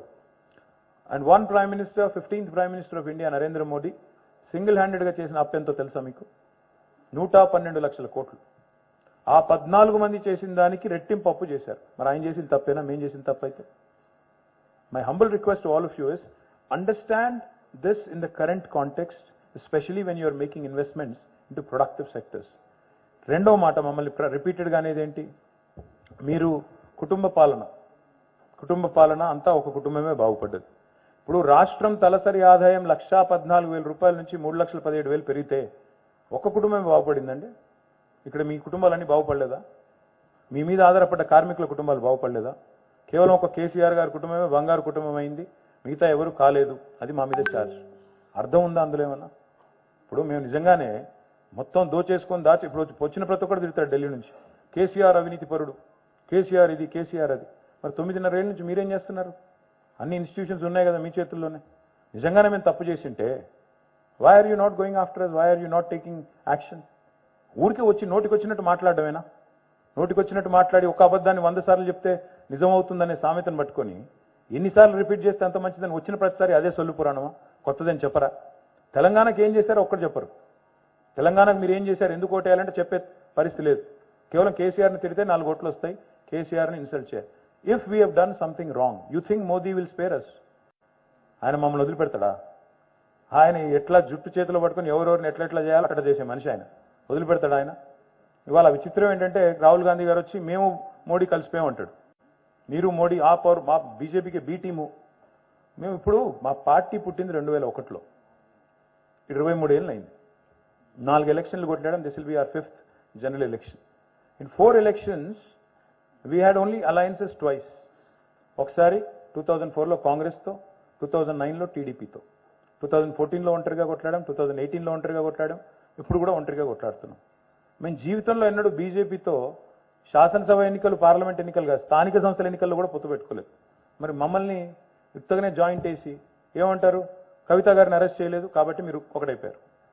మరి సోనియా గాంధీ గారి మీద విచారణ జరుగుతోంది, ఆమెను కూడా అరెస్ట్ చేయలేదు కదా. ఈడీ విచారణ సోనియా గాంధీ మీద కూడా జరుగుతోంది, ఆమెను కూడా అరెస్ట్ చేయలేదు. రాహుల్ గాంధీ గారి మీద విచారణ జరుగుతోంది, ఉनको भी అరెస్ట్ नहीं करे तो उन्हों भी दोनों मिल के है क्या? दोनों मिल गए. అంటే ఏది పడితే అది బట్టగాల్చి మీదేసుడే ఉరుకుడే. అంటే ఇది ఎట్లా అయిపోయిందంటే అబద్ధం అనేది నిజం అనేది కడప దాటే లోపల అబద్ధం అంతా ఊరంతా తిరిగి వస్తుందంట. ఈ వాట్సాప్లో ఆ దిక్కుమాలిన సోషల్ మీడియా వచ్చిన తర్వాత ఏది నిజమో ఏది అబద్ధమో, ఇదిగో పులి అంటే అదిగో తోక, దున్నపోతి నిందని ఒక ఆయన అంటే జున్నుపాలదే అని ఇంకో ఆయన అంటాడు. ఎవరు నాయన దున్నపోతి ఈయనదరా అని చెప్పేవాడే లేకుండా పోయాడు. అంటే unfortunately what has happened is, సరే మేము కూడా దాన్ని ఖండించాలి, ఎప్పటికప్పుడు మేము కూడా చెప్పాలి. కానీ ఎంత చెప్పినా అబద్ధం, నేను చెప్పాను కదా, అబద్ధం ట్రావెల్ చేసినంత ఫాస్ట్గా, రూమర్స్ ట్రావెల్ చేసినంత ఫాస్ట్గా నిజం చెప్తే కూడా ఎక్కదు. నెగిటివ్ అనేది చాలా ఫాస్ట్గా పోతుంది. ఇప్పుడు సుధీర్ రెడ్డి కాదు మంచోడు కాదు అని నేను చెప్తే ఫాస్ట్గా పోతుంది. చాలా మంచోడు, గొప్పవాడు, తెలంగాణ ఉద్యమంలో పనిచేశాడు అంటే దానికి పెద్ద గిరాకీ లేదు. అదే సుధీర్ అన్న 100 కోట్లు దోచిండని అన్నాను, అబ్బో సుధీర్ రెడ్డి అంట 100 కోట్లు దోచేసిండంట. ఇది దేశం. ఇంకా విచిత్రమైన పరిస్థితి కూడా తయారైందండి. ఇప్పుడు ఎట్లా ఉందంటే ఒకరు అంటారు Rythu Bandhu పెద్దవాళ్ళకే ఇస్తున్నారంటారు. Rythu Bandhu, my humble request you, ఇది కూడా ఒకటి జరుగుతూ ఉంది. నాకు 2 ఎకరాలు ఉంది, నాకు సంవత్సరానికి 20,000 రూపాయలు వస్తుంది ఇన్వెస్ట్మెంట్. సుధీర్ రెడ్డికి 10 ఎకరాలు ఉంది, ఆయనకు 1,00,000 రూపాయలు వస్తుంది. నాకు వచ్చిన 20,000 మీద సంతోషం లేదు, ఆయనకు వచ్చిన దాని మీద ఏడుపు ఎక్కువ ఉంది. ఇదేం దరిద్రం? నీకున్న కాడికి నీకు వస్తుంది, ఆయనకున్న కాడికి ఆయనకు వస్తుంది. సరే, నేను అర్థం చేసుకోగలను, మరీ డబ్బులు ఉన్న వాళ్ళకి ఎందుకు ఇస్తున్నారు? Okay, maybe we should trim it. Maybe 5 ఎకరాలకో 4 ఎకరాలకో తగ్గించాలి. అది కూడా తప్పకుండా ఈసారి గవర్నమెంట్లోకి వచ్చినాక అది కూడా ఆలోచన చేస్తాం. I promise you. అది కూడా ఉంది మీ మనసులో, నాకు తెలుసు.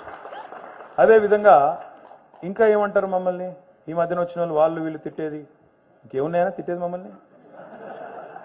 ఈ మధ్యన ఇదోటి, ఇక్కడ ఇంజనీర్లు కాబట్టి మీరందరూ కాళేశ్వరం మునిగిపోయింది ఒక ఆయన అంటాడు. కాళేశ్వరం మునిగిపోయింది మొత్తం 1,00,000 కోట్ల నాశనం చేశాడు కేసీఆర్. ఇంజనీర్ కానోడికి ఒప్ప చెప్తే ఇట్లే ఉంటుంది అని ఒక ఆయన అంటాడు. You should understand what Kaleshwaram is. ఇక్కడ మీరందరూ చదువుకున్న వాళ్ళు, విద్యావంతులు కాబట్టి మీకు చెప్తా ఉన్నా, దయచేసి ఒక్కటి సావధానంగా వినండి. What is Kaleshwaram? అసలు ఏంటి కాళేశ్వరం అంటే? ప్రాజెక్ట్ ఏంటిది? కాళేశ్వరం అంటే ఒక బరాజా, ఒక రిజర్వాయరా, ఒక పంప్ హౌజా, ఒక చిన్న కెనాలా? ఏంటి కాళేశ్వరం? కాళేశ్వరం అంటే 21 పంప్ హౌజులు, 22 రిజర్వాయర్లు, వందల కిలోమీటర్ల గ్రావిటీ టనల్స్, కాళేశ్వరం అంటే వేల కిలోమీటర్ల కెనాల్లు, 147 టీఎంసీల సామర్థ్యం గల రిజర్వాయర్లు, ఒక్క బరాజ్ కాదు 4 బరాజ్లు. దిస్ ఇస్ కాళేశ్వరం స్థూలంగా. అసలు ఏంటి కాళేశ్వరం, ఎందుకు పెట్టారు కేసీఆర్? తెలంగాణ భూభాగం అర్థం చేసుకున్న వాళ్ళకి, తెలంగాణ జియోగ్రఫీ అర్థం చేసుకున్న వాళ్ళకి తెలుస్తుంది. లేని వాళ్ళకి ఒక నిమిషం నేను చెప్తాను. తెలంగాణ ఎట్లా ఉంటుందంటే భూభాగం చూస్తే మీరు, ఇట్ ఈస్ ఏటవాలుగా అండ్యులేటింగ్ టోపోగ్రఫీ ఉన్న ప్రాంతం తెలంగాణ. నదులు రెండు, ఒకవైపు సౌత్లో కృష్ణా ఉంటుంది, నార్త్లో మనకి గోదావరి ఉంటుంది. తుంగభద్ర, ఇంకా ఇతర చిన్న చిన్న మాంజీరా లాంటి చిన్న చిన్న నదులు కూడా ఉన్నాయి. Main rivers are Krishna and Godavari. నదులు కింది నుంచి ప్రవహిస్తున్నాయి, భూభాగం పైన ఉంది. నది ఇక్కడ ఉంటే భూభాగం పైన ఉంది. నీళ్లు రావాలి కెనాళ్ల ద్వారా అంటే వేరే మార్గం లేదు. నీళ్లు ఎత్తిపోయడం తప్ప, లిఫ్ట్ చేయడం తప్ప ఇంకో మార్గమే లేదు. లేదా గ్రావిటీ ద్వారా టనల్స్ తవ్వాలి.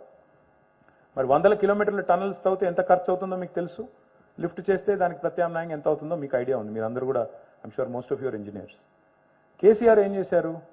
ఆనాడు కాంగ్రెస్ ప్రభుత్వంలో original design was Pranahita Chevella అని పెట్టారు. ప్రాణహిత చేవెళ్ళ ప్రాజెక్ట్ కాన్సెప్ట్ ఏంటంటే, తుమ్మిడిహెట్టి అనే ప్రాంతంలో, సిర్పూర్ కాగజ్ నగర్ నియోజకవర్గంలో, ఆదిలాబాద్ జిల్లాలో ఆనాడు, ఇప్పుడు మంచిర్యాల జిల్లాలో ఉంది. అక్కడ నీళ్లు ట్యాప్ చేసి, అక్కడి నుంచి నీళ్లు లిఫ్ట్ చేసి 100 కిలోమీటర్లు, దాదాపు 300 కిలోమీటర్లు చేవెళ్ళ దాకా తీసుకొని రావాలి. కానీ సిస్టమ్ ఎట్లా డిజైన్ చేశారు? అక్కడ నుంచి ఇక్కడ దాకా కెనాల్స్ ఓకే అన్నారు, పంప్ హౌస్లు ఓకే అన్నారు, కానీ ఒక్కటంటే ఒక రిజర్వాయర్ కూడా ప్లాన్ చేయలేదు. ఇప్పుడు కామన్ సెన్స్ ఏం చెప్తుంది మీకు? మీకు ఇంట్లో గంటన్నర వాటర్ వస్తుంది, ఏం చేస్తాం మనం? ఉన్న కుండలు బిందెలు అన్ని నింపుకుంటాం కదా, మళ్ళీ రేపు వస్తుందో రాదో ఏందో సంగతి అని చెప్పి నింపుకొని పెట్టుకుంటాం కదా, కన్వెన్షనల్ విజ్డమ్ అది. గోదావరిలో ఫ్లడ్ వచ్చినప్పుడు ఏం చేయాలి ప్రభుత్వం? నీళ్లు ఒడిసి పట్టి పంప్ చేసి ఎన్ని రిజర్వాయర్లలో నింపి పెట్టుకుంటే అంత మంచిది కదా. మేము అదే చేశాము. ఏం చేశాము? తుమ్మిడిహెట్టి దగ్గర నీటి లభ్యత తక్కువ ఉంది, ముంపు మహారాష్ట్రలో ఉంది. తుమ్మిడిహెట్టి దగ్గర రిజర్వాయర్ కడితే, బరాజ్ కడితే ముంపు మహారాష్ట్రలో ఉండి ఇంటర్ స్టేట్ డిస్ప్యూట్ వచ్చి ఆ project would not have taken off. ఎందుకంటే మహారాష్ట్ర ఒప్పుకోదు, ముంపు మా దగ్గర ఉంటే నేను ఎట్లా ఒప్పుకుంటానని దేవేంద్ర ఫడ్నవీస్ గారు అంటే, ఆనాడు నీటి లభ్యత, వాటర్ అవైలబిలిటీ ఎక్కువగా ఉన్న ఇంకో పాయింట్ చూసి, గోదావరి ప్రాణహితాల సంగమం ఎక్కడైతే అవుతుందో మేడిగడ్డ దగ్గర, అక్కడ ప్లాన్ చేసి, ముంపు అనేది ఛత్తీస్గఢ్లో కానీ మహారాష్ట్రలో కానీ లేకుండా చేసి, మనం we have shifted it to Medigadda. Medigadda is at about 82 meters above sea level. Just for your reference, Hyderabad is at 535 meters above sea level. అక్కడి నుంచి మనం వాటర్ మల్టిపుల్ స్టేజెస్ లిఫ్ట్ చేస్తున్నాం. 21 పంప్ హౌస్ల ద్వారా, ఒక దశ ఇంకో దశ multi stage lift irrigation system. It is the world's largest lift irrigation system by the way. ఒక్క టీఎంసీ ఒరిజినల్ గా ఆనాడు వాళ్ళు డిజైన్ చేసింది కాంగ్రెస్ వాళ్ళు, ఒక టీఎంసీ నీళ్లు లిఫ్ట్ చేయడానికి డిజైన్ చేశారు. ఒక టీఎంసీ అంటే just so that you know, మన Hussain Sagar capacity is 1 TMC. రోజుకి 1 టీఎంసీ లిఫ్ట్ చేసే కెపాసిటీతో original Pranahita was design. KCR garu వచ్చిన తర్వాత ఏం చేశారంటే దాన్ని మేడిగడ్డకు షిఫ్ట్ చేశారు. రిజర్వాయర్లు లేకపోతే రిజర్వాయర్లు 147 టీఎంసీల రిజర్వాయర్లు, మల్లన్న సాగర్, కొండపోచమ్మ సాగర్, రంగనాయక్ సాగర్, మలకపేట రిజర్వాయరు, గంధమల్ల, బస్వాపూరు, గౌరవెల్లి, ఒక 21-22 రిజర్వాయర్లు యాడ్ చేశారు. దాంతో పాటు మళ్ళీ అక్కడి నుంచి ఇక్కడికి వరకు మొత్తంగా చూసినట్టయితే here is ensured multiple stages లో lifting from 82 meters all the way to 618 meters at Kondapochamma. అంటే హైదరాబాద్ నెత్తి మీద కుండ పెట్టినట్టే కొండపోచమ్మ సాగర్ అంటే. లిటరల్లీ అక్కడ నుంచి హైదరాబాద్కి ఎప్పుడు కావాలంటే అప్పుడు అక్కడ ఒక బటన్ నొక్కితే మనం నీళ్లు ఎప్పుడు కావాలంటే అప్పుడు తాగునీరు తెచ్చుకోవచ్చు. ఆ స్థాయిలో బై గ్రావిటీ తెచ్చుకోవచ్చు. ఆ స్థాయిలో డిజైన్ చేశారు కేసీఆర్ గారు. ఆబ్వియస్లీ ఏం జరుగుతుంది? మీరు ఒరిజినల్ స్కీమ్ ఏమో 40,000 కోట్లు 2005లో, 1 టీఎంసీ కెపాసిటీ, 40,000 కోట్లు ఒరిజినల్ ఎస్టిమేటు, అందులో ఒక్క రిజర్వాయర్ లేదు. ఇది ఆనాటి పరిస్థితి. మరి కేసీఆర్ గారు వచ్చిన తర్వాత రీడిజైన్ చేసిన ప్రాజెక్టు, దాని పేరు కాళేశ్వరం అని పెట్టాము. ఏం చేశాము? 147 టీఎంసీలు అంటే 147 హుస్సేన్ సాగర్లు యాడ్ చేశాం డిఫరెంట్ ప్లేసెస్లో. దానికి ల్యాండ్ కావాలి కదా, భూసేకరణ చేయాలి కదా, ఖర్చు అవుతుంది కదా, కన్స్ట్రక్షన్ చేయాలి కదా, మొత్తం డ్యామ్ కట్టాలి, అది చేశాము. పంప్ హౌజులు కట్టాము, పంపింగ్ కెపాసిటీ పెంచాము. ఎందుకంటే 1 టీఎంసీ బదులు 2 టీఎంసీలు తీసుకోవాలి, రోజుకు 2 టీఎంసీలు తీసుకోవాలని చెప్పి 2 టీఎంసీలు తీసుకున్నాం. మరి 2005కి 2014-15కి 10 ఏళ్ళు కాస్ట్ పెరగదా? ఇన్ని యాడ్ చేసిన తర్వాత 40,000 కోట్ల ప్రాజెక్టు 80,000 కోట్లు అయింది. రాహుల్ గాంధీ వస్తాడు, 80,000 కోట్ల ప్రాజెక్టులో 1,00,000 కోట్ల కుంభకోణం జరిగింది అంటాడు. నేను ఏం చేయాలి? సావాలా? నెత్తి బాదుకోవాలా? ఎక్కడైనా నెత్తి తగ గుద్దుకొని చావాలి నా గోడకి? ఏం చెప్పాలి ఆయనకి? No they are not helping me sir. They are helping BJP. Unfortunately that's the problem. They are helping BJP set the narrative. ఇంకా విచిత్రం, మేడిగడ్డలో ఏదో జరిగింది అని హడావుడి చేసిపోయారు. It could be an engineering problem. I'm not denying it. I will not deny that there is a problem. I can't deny it. కానీ అక్కడ 2 పియర్స్ కుంగినాయి మేడిగడ్డ బరాజ్లో. It is not the first time this has happened in this country. That barrage was built by a reputed agency like L&T. L&T is not any other Tom, Dick or Harry. It's one of the most reputed companies of India, respected across the world. అట్లాంటి company కట్టిన barrage అది. ఆ barrage cost 1,839 కోట్లు. Medigadda barrage cost, ఒక barrage 1,839 కోట్లు, అంటే 2,000 కోట్లు కూడా కాదు. కానీ ఇక్కడున్న ఆయన పోతాడు 1,00,000 కోట్లు కొట్టుకొని పోయినా అంటాడు. ఊరి నాయన 1,00,000 కోట్లు ఎక్కడివి, కొట్టుకుపోవడం ఎక్కడిది, ఎత్తుకపోవడం ఏంది, మీ బాధ ఏంది, ఎవరైనా అడుగుదామంటే ఇల్లాజికల్. రాహుల్ గాంధీ గారు పోయారు, ఆయన మహా ఇంజనీరు. పోయి ఇప్పుడు మనం బ్రిడ్జ్ కడతామండి, బ్రిడ్జ్ కడతాము, కల్వర్ట్ కడతాం, ఏది కడతాం. బ్రిడ్జ్లో కాంట్రాక్షన్కి, ఎక్స్పాన్షన్కి, సమ్మర్కి, హీట్కి, కోల్డ్కి ఉండేటట్టు ఏం చేస్తాం? జాయింట్ పెడతాం కదా, ఎక్స్పాన్షన్ జాయింట్ పెడతామా? అక్కడ పోయి నిలబడ్డాడు ఈ మహానుభావుడు. ఇది క్రాక్ అంటాడు, మొత్తం బరాజ్ క్రాక్ వచ్చింది. ఆయన ట్విట్టర్లో పెట్టి సచ్చాడు. ఇది నేను చెప్పట్లేదు, ఐఎమ్ నాట్ జోకింగ్. నేను చూసి షాక్ అయ్యాను. ఊరు నాయన నిజంగా ఈ మనిషికి ఇంత కూడా తెలియదా అని. ఊరికేనే అన్నారు మరి ముద్దపప్పు అని. నేను ఏమంటున్నా అంటే ఎక్స్పాన్షన్ జాయింట్ని పట్టుకొని క్రాక్ అంటే నెత్తి ఎక్కడ కొట్టుకొని సావాలి మేము, చెప్పండి మీరు. ఇంకోటి నేను క్లియర్గా చెప్తా ఉన్నాను, మీ అందరికీ అర్థం కావాలి, పత్రికల ద్వారా ప్రజలకు కూడా అర్థం కావాలి. అన్నారం పంప్ హౌస్ మునిగింది, ఒక 3-4 ఏళ్ల కిందట నీళ్ళు వచ్చినాయి, మునిగింది. మరి అట్లాంటి కాంగ్రెస్ కట్టిన శ్రీశైలంలోని జనరేటింగ్ స్టేషన్ కూడా మునిగింది. మేము కూడా అనొచ్చు, ఇప్పుడు కావాలంటే మస్తుగా మాట్లాడచ్చు, ఏముంది నోరే కదా. శ్రీశైలం జనరేటింగ్ స్టేషన్ కూడా మనం మునిగింది కదా ఒక సంవత్సరం కిందట. అది కూడా మరి మేము కట్టలేదు కదా, కాంగ్రెస్ కట్టింది కదా. అంటే ఆ కట్టింది కూడా ఒరిజినల్గా తప్ప. ప్రకాశం బరాజ్లో, ధవళేశ్వరం బరాజ్లో కూడా ఈ సమస్య వచ్చింది, మీకు తెలుసో లేదో. వెస్ట్ బెంగాల్లో ఫరక్కాలో వచ్చింది, నాగార్జున సాగర్లో వచ్చింది. ఒక దగ్గర కాదు సమస్యలు వచ్చినాయి, కడెంలో వచ్చింది. Engineering problems. ఇప్పుడు మనం ఇల్లు కడతామండి, ఇప్పుడు నేను చెప్తే మళ్ళీ కొంతమందికి ఓవర్ సింప్లిఫికేషన్ అనొచ్చు, కానీ ఇల్లు కడతాం, ఇల్లు పూర్తయింది, గృహ ప్రవేశం చేస్తాం, పూజా గీజా చేసి వెళ్ళిపోయాం, బ్యాండ్ బాజా బారాత్. ఇది పైన లీకేజ్ స్టార్ట్ అయింది, వాటర్ ప్రూఫింగ్ సరిగ్గా చేయలేదు వాడు. ఏం చేయాలి నేను? మొత్తం ఇల్లు గుల్ల కొట్టాలనా? ఇదేం లాజిక్? మళ్ళీ పిలిచి మళ్ళీ వాటర్ ప్రూఫింగ్ చేస్తాం, మరి చేయరా సరిగ్గా చేయ వెదవా అని తిట్టి మళ్ళీ చేయిస్తాం. ఇప్పుడు మేమేం చేస్తున్నాం? ఎగ్జాక్ట్గా సేమ్ పని చేస్తున్నాం. ఆ బరాజ్ 5 సీజన్స్ని మిడ్ స్టాండ్ అయింది, Medigadda barrage. This is not the first year of Medigadda. ఆ barrage last year it withstood the highest flood in Godavari, 28 lakh cusecs flooding వస్తే కూడా దట్ బరాజ్ విత్స్టూడ్ ఇట్. ఈ సంవత్సరం ఏదో జరిగింది, ఏం జరిగింది అని తెలుసుకునే లోపలనే ఆయనేమో వచ్చి క్రాక్ అంటాడు జాయింట్ని చూసి, ఈయనేమో తెల్లారి NDSA రిపోర్ట్ అని ఒకటి అనౌన్స్ చేస్తాడు, మొత్తం వేస్ట్, ఇంకా 3 బరాజులు కూలగొట్టాలి అర్జెంటుగా, మొత్తం నాశనం చేశారు ప్రజాధనం అని ఈయన అంటాడు. అంటే దున్నపోతు ఈయన ఆయన అనగానే ఈయన వచ్చి వెంటనే జున్నుపాలేవి, దుడ్డెట్లుంది, బాగుందా లేదా, అందంగా ఉందా లేదా అని ఈయన అంటాడు. లాజిక్. నేను ఇంకొక మాట అడుగుతున్నాండి, దయచేసి సీరియస్గా వినండి. 130 మంది చనిపోయారు మన గుజరాత్లో ఒక బ్రిడ్జ్ కొలాప్స్ అయ్యి, Morbi. Have you heard of a report? Have you heard of any action being taken? Did the chief minister take responsibility? Did the PWD minister take responsibility? Did engineering chief take responsibility? Was there a culpable criminal action against the agency? అక్కడ తిన్నారా మీరు అసలు ఒక మాట? Any peep in media?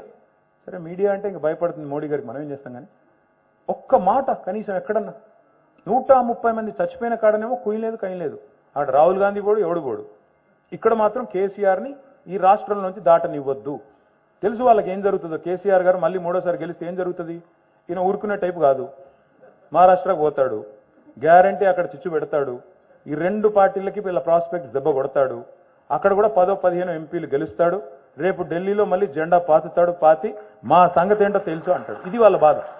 వీళ్ళ రాహుల్ గాంధీకి మోడీకి కోపం ఏంది అంటే, ఆయన వచ్చి ఈయన బీ టీం అంటాడు, ఈయన వచ్చి ఆయన బీ టీం అంటాడు. మేము ఎవరి బీ టీము కాదు, మేము తెలంగాణ ప్రజల ఏ టీం అంతే తప్ప మేము ఎవడి బీ టీం కాదు. మాకు ఆ కర్మ కూడా లేదు. As long as we're here to serve the people of Telangana. We're not here to be subordinates of either Rahul Gandhi or Narendra Modi. కొంతమంది అంటారు మమ్మల్ని, మీరు మోడీని వ్యతిరేకిస్తే మరి ఇండియా అలయన్స్లో ఎందుకు లేరు అంటే, ఇండియా అలయన్స్లో ఉంటేనే మేము మోడీని వ్యతిరేకించినట్ట. అంటే ఈ దేశం ఏంటి, రాహుల్ గాంధీ క్యాంపు మోడీ క్యాంపు 2గా విభజించారా? అది ఎప్పుడు జరిగింది? అంటే దేశంలో 3వ మనిషి ఉండకూడదా, 3వ పార్టీ ఉండకూడదా? మేము వాళ్ళకో వీళ్ళకో వత్తాసు పలుకుతూ తోక పార్టీ కావాలా? Why is that? There are 13 political parties in this country which are not aligned either to NDA or India. So are all of them B teams? आना उनको कमाटा ये आदत पड़ गई इनको। राहुल गांधी साहब को जाते वेस्ट बंगाल, वहां बोलते दीदी को आप बीजेपी के बी टीम हो, वहां से दिल्ली आते आगे बोलते आज अरविंद केजरीवाल तुम बीजेपी बी टीम, वहां से जाते यहाँ पे क्या बेंगलुरु कुमार स्वामी तुम बीजेपी बी टीम, वहां से सीधा इधर फ्लाइट लेकर हैदराबाद केसीआर तुम बीजेपी बी टीम। ये क्या आदत है? अगर आप में अगर वोट लेने की ताकत नहीं है, अगर आप में दम नहीं है, आपके प्रोग्राम में दम नहीं है, तो हम क्या कर सकते हैं उसके लिए? किसी के भी ऊपर भी कुछ भी करके ऐसे ही कुछ भी बोल दे के, मैं सीधा पूछ रहा हूं, अगर किसी को ना अरेस्ट करना हमारी समझौता की निशान है, तो अरेस्ट तो आपको भी नहीं करे, सोनिया मैडम को अरेस्ट नहीं करे, आप पे भी कार्रवाई चल रही, फिर आप भी बी टीम है उनके। ये कहां की मैच फिक्सिंग है? నేనేమంటున్నా అంటే ఈ ఆరోపణలు తప్ప, ఈ పనికి మాలిన పసలేని ఆరోపణలు తప్ప, let them compare as in any sector. ఇప్పుడు మా పక్కనే కర్ణాటక ఉందండి. 2014లో మనం ఇక్కడ వచ్చాం మీ దయతో, మళ్ళీ 18లో మీరు గెలిపించారు, మళ్ళీ ఇక్కడే ఉన్నాం. 2013లో అక్కడ బీజేపీ గవర్నమెంట్ ఉండేది, సారీ కాంగ్రెస్ గవర్నమెంట్ ఉండేది. 18లో అక్కడ బీజేపీ గవర్నమెంట్ వచ్చింది. రెండు ఇక్కడ మనం ఉన్నాం, అక్కడ వాళ్ళు ఉన్నారు.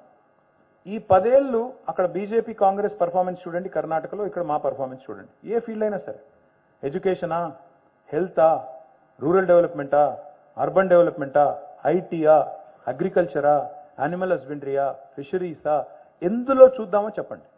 Happy to compare. నేను అందుకే అన్నాను, మాకంటే మెరుగైన పరిపాలన నమూనా ఉంటే ఆవిష్కరించండి, చెప్పండి. What have you done? Please show it to the people. ఇవాళ today I'm proud standing here in front of all of you. I'm sorry I'm taking too long. I'm proud I'm standing in front of all of you. We have surpassed Bangalore twice in a row. 2 సంవత్సరాలు technology job creation లో last year it was 33% of the total tech jobs. This is not my data. This is NASSCOM's data. We have crossed Bangalore for the first time in history last year. Out of the total jobs created in India, 450,000, 4,50,000, 1,50,000 came from Hyderabad, 1,46,000 came from Bangalore. This year, it's 44% of the total jobs coming from our city, Hyderabad. Is it not growing? ఇవాళ హైదరాబాద్ పెరగట్లేదని ఎవరైనా అనగలరా? ఒక రజనీకాంత్ వస్తారు, ఆయనకు అర్థం అవుతుంది, ఆయన చెప్తున్నాడు, అరే హైదరాబాద్ చూస్తే కొన్ని ఏరియాలో న్యూయార్క్ లా ఉంది భయ అన్నాడు. ఇక్కడ ఉన్న గజనీలకు మాత్రం అర్థం కాదు, రజనీకి అర్థమైంది. సన్నీ డియోల్ వస్తాడు, ఆయన చూసి ముంబై నుంచి వచ్చి, అరే క్యా ఖూబ్సూరత్ హై ఆప్కా హైదరాబాద్ మే యहीं रहता हूं, मेरे को भी मन कर रहा है यहाँ पे घर खरीद लेता हूं అని సన్నీ డియోల్ అంటాడు. ఇక్కడ ఉన్న వాళ్ళకి అర్థం కాదు. లయా అనే అమ్మాయి వచ్చింది ఈ మధ్యన, యాక్టర్ ఒక అమ్మాయి, ఇదివరకు తెలుగు సినిమాల్లో చేసేది. ఆ అమ్మాయి యుఎస్లో ఉండి మళ్ళీ తిరిగి వచ్చి ఆ అమ్మాయి చెప్తోంది, మనం నేను చూశాను వీడియో, మా శాన్ ఫ్రాన్సిస్కో కంటే ఎల్ఏ కంటే హైదరాబాదే బాగుందండి, అక్కడంతా పాతబడ్డాయి బిల్డింగ్లు, కొత్తగా ఉన్నాయి, మంచిగా ఉన్నాయని చెప్తుంది. ఇక్కడ ఉన్న వాళ్ళకేమో అర్థం కాదు. We tend to take things for granted. ఇవాళ హైదరాబాద్ నిజంగా ముందుకు పోతున్న మాట వాస్తవం కాదా? హైదరాబాద్లో ఉపాధి అవకాశాలు మెరుగైన మాట వాస్తవం కాదా? తెలంగాణలో కేసీఆర్ గారి గవర్నమెంట్లో ఇవాళ ఆల్రౌండ్ డెవలప్మెంట్ ఉన్న మాట వాస్తవం కాదా? మన growth rate highest in the country అనేది వాస్తవం కాదా? పర్ క్యాపిటల్ హైయెస్ట్ అనేది వాస్తవం కాదా? వెల్ఫేర్ డెవలప్మెంట్ అద్భుతంగా కంబైన్ చేసి నడుపుతున్న మాట వాస్తవం కాదా? అందుకే నేను చివరిగా మీకు చెప్పేది ఒకటే, చాలాసార్లు మనుషులు మన మధ్యలో ఉన్నప్పుడు వాళ్ళ విలువ తెలియదు, కొన్ని ఇన్స్టిట్యూషన్స్ బాగా నడుస్తున్నప్పుడు వాటి విలువ మనకు అర్థం కాదు. కరోనా వచ్చేంత వరకు మనకు కూడా తెలియలేదు నార్మల్ జీవితం యొక్క విలువ ఏంటో. కరోనా వచ్చిన తర్వాతే తెలిసింది, ఇంట్లో 24 గంటలు బలవంతంగా కూర్చోవలసి వస్తే ఎట్లుంటుందో అందరికీ తెలిసి వచ్చింది అప్పుడే. అట్లాగే కేసీఆర్ గారు కూడా ఎట్లా అంటాడు అంటే, మీ జేబులో ఉన్న 100 రూపాయల నోట్లు అంటాడు, జేబులో ఉండే ఖడక్ 100 రూపాయల నోట్ కేసీఆర్ గారు. ఆ 100 రూపాయల నోట్ పెట్టుకొని మీరు నడుచుకుంటూ పోతుంటే రోడ్డు మీద ఒక చిల్లర రూపాయి